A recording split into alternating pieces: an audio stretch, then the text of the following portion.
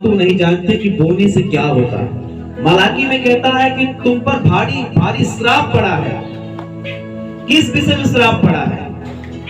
बोने न बोने के कारण, दशमांश चुराने के कारण परमेश्वर कहता है कि तुम्हारे जीवन में श्राप पड़ा हुआ है। तुम मुझे लूटते हो। तो प्रभु कहता है कि तुम्हें पता है तुम किस बात में मुझे लूटते हो? लोग कहेंगे मैं कहाँ लूटता हूँ परमेश्वर आपको, मैं तो तेरी महिमा करता हूँ, मैं 3 टाइम प्रार्थना करने वाला, मैं उपवास करने वाला, मैं वचन पढ़ने वाला हूँ, चर्च आने वाला हूँ, तब भी परमेश्वर एक आवाज कहता तब भी तुम मुझे लूटते हो, तुम मुझे धोखा देते हो। कहता है कि तुम उठाए हुए भेंट और दशमांश के विषय में तुम मुझे लूटते हो, जो मेरा हिस्सा है उसे खा जाते हो। प्रभु को धन नहीं चाहिए, लेकिन जब आप बोते हो परमेश्वर एक काम आपको सौंपता है कि आप एक मैनेजमेंट करने वाले बन जाओ। अगर एक व्यक्ति धन के विषय विश्वास योग्य नहीं है तो परमेश्वर नहीं समझता कि आप उसके किसी भी वचन के प्रति विश्वास योग्य रह सकते हो। क्योंकि सबसे बड़ा आज संसार में अगर कुछ समझा जाता है, संसार में की बात कर रहे हैं, तो धन समझा जाता है। और परमेश्वर नहीं चाहता कि तुम मुझसे अधिक धन से प्यार करो। ईश्वर नहीं चाहता कि आप परमेश्वर से अधिक धन से प्यार करो। उसी प्यार को, धन की प्यार से को हटाने के लिए प्रभु कहता है कि तुम बो, और जब बोओगे तुम तो मैं समझूंगा कि तुम मुझसे प्यार करते हो।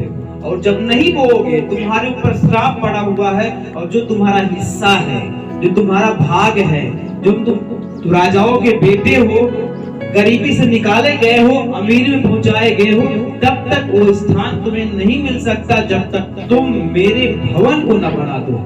मेरे घर के लिए कुछ काम जब तक तुम नहीं करोगे तब तक तेरा घर कभी नहीं बन सकता। हालेलुया। बहुत सारी गवाहियां आई कि उन्होंने बोया और परमेश्वर ने उन्हें बड़ी आशीष दी, उनका घर बन गया, बिजनेस चल गया, अच्छे से हो गया सब कुछ। जब तक एक इंसान कंजूस रहता है, प्रभु को धन नहीं चाहिए लेकिन आपकी कंजूसी को निकालना चाहता और चाहता कि आप परमेश्वर से अधिक प्यार करो, धन से अधिक प्यार ना करो।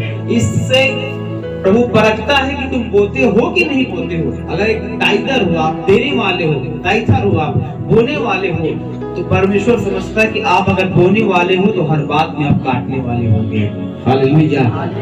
अगर हम दाऊद का जीवन, दाऊद ने करोड़ों की संपत्ति बो दी, करोड़ों की संपत्ति उसने बो दी, परमेश्वर के लिए बलिदान चढ़ा दिया। और जब उसने ऐसा किया तो परमेश्वर ने एक महान राजा उसे बना दिया। और बाइबल कहती आज तक दाऊद के समान कोई राजा न हुआ। हालेलुया। दाऊद के समान आज तक कोई राजा ही नहीं पैदा हुआ। और जब दाऊद ने बोया तो बाइबल कहती सुलेमान ने काटा, उसका बेटा जो सुलेमान था उसने काटा। और जब सुलेमान का समय आ गया तो सुलेमान ने कहा कि मैं परमेश्वर का भवन बनाऊंगा, क्योंकि उसके पिता ने देखा है इस बात को कि वो जब पिता उसका गड़ेरिया था, भेड़ बकरी का चराने वाला, अर्थात एक गरीब इंसान, जब बोने के उस रहस्य को समझ लिया कि बोने से मैं एक महान राजा बन जाऊंगा। बाइबल कहती नीति वचन लिखा कि भेंट मनुष्य के लिए मार्ग खोल देती है और ऊंचे लोगों तक पहुंचाती है। अगर एक इंसान भेंट देना नहीं जानता और प्रभु के भवन को हरा भरा करना नहीं चाहता, तो इसका मतलब ये है कि वो व्यक्ति ईमानदारी की दशा में नहीं चल रहा है। हालेलुया।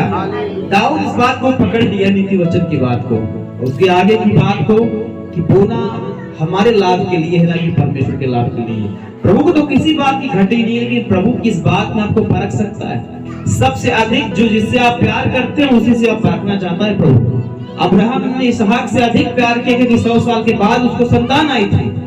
तो प्रभु ने कहा कि सबसे अधिक जिससे तू प्यार करता है तो उस बात की तुझसे परीक्षा लेना चाहता हूँ। उसने कहा कि इसहाक को ले जा बलिदान चढ़ा दे। अब्राहम ने कहा परमेश्वर मैं तुझसे बढ़कर किसी से ज्यादा प्यार नहीं करता, भले 100 साल के बाद मुझे संतान मिला है लेकिन मैं इसे कुर्बान करने के लिए तैयार हूँ। और ले गया मोरिया पर्वत पर, वेदी बना दिया, उसको बलिदान करने के लिए चाकू उठा लिया और मारने जा रहा था। वैसे परमेश्वर की आवाज आई, अब्राहम रुक जा। हालेलुया। उसने कहा रुक जा, क्योंकि मैं नहीं चाहता कि तू इसे मारे, लेकिन मैं ये चाहता हूं कि मैं तुझे देखूं, जांचूं, परखूं कि तू मुझसे प्यार करता है कि जो सबसे अधिक तेरा प्रेमी है इस धरती पर। किसी का धन हो सकता है, किसी की पत्नी, किसी का बच्चा, कुछ भी हो सकता है। तो प्रभु इस बात में आपको जांचना चाहता, क्या मेरा स्थान उससे बढ़कर है कि नहीं है।